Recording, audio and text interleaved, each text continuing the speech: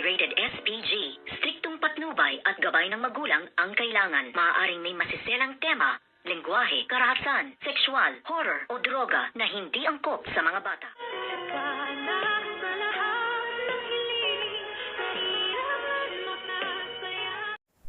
Good morning and welcome sa aking munting channel. Gulat na gulat nga ang ating bidang-bidang si Doktora Annalyn Santos nang sabihin nga nitong si Doc Carlos Binides na layuan na daw siya at tigilan na siya ng kanyang konsensyang si Dax. At dito nga si Dax dito na paganyan ang ating bidang si Doktora Annalyn Santos at nasabi niyang, Doc Carlos, matagal nang patay si Dax. Hindi, buhay si Dax, ayan siya.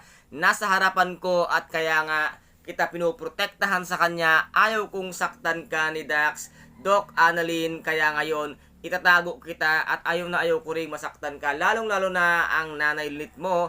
Once nga nasaktan ka, baka din nasaktan ni Dax.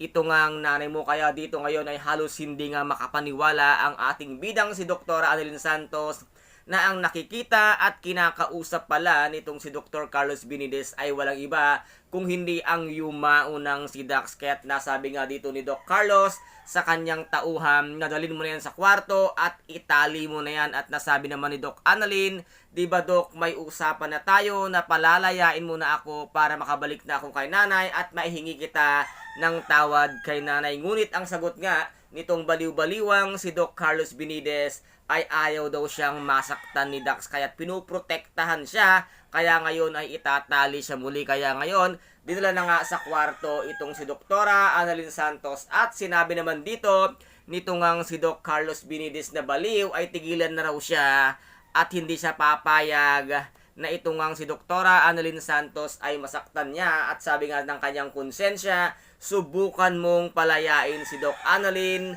papatayin ko siya. Ito nga ang sabi ni Dax na ito ang gumugulo sa isipan nitong si Doc Carlos Binides. At dito naman ay pinuntahan na nga nitong si Doc Jerry itong si Doc Carlos Binides kung saan nga sila naroroon at nakiusap nga itong kung maaari lang ay pakawalan na si Doktora Annalyn Santos at nang matapos na ang isa sa mga problema niya at marami nga ang nag-aalala at kailangan na rin itong si Doktora Annalyn Santos sa Apex Medical Hospital. Ngunit nasabi nga dito nitong baliw na si Doc Carlos Binides na hindi raw niya maaaring pakawalan itong si Doktora Annalyn Santos dahil nga sasaktan siya ni Dax. At dito rin naman ay napaisip na si Doc Jerry na baka nga tuluyan nang nabaliw itong si Dr. Carlos Binides dahil ang binabanggit niyang tao ay matagal nang yumao at siya mismo ang nagpapatay nga kay Dax. Kaya guys, ito po ang ating pakaabangan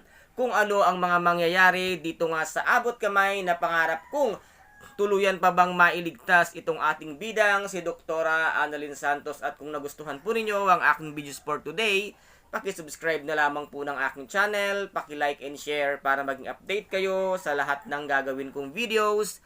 Maraming salamat po. Ingat, God bless and bye-bye!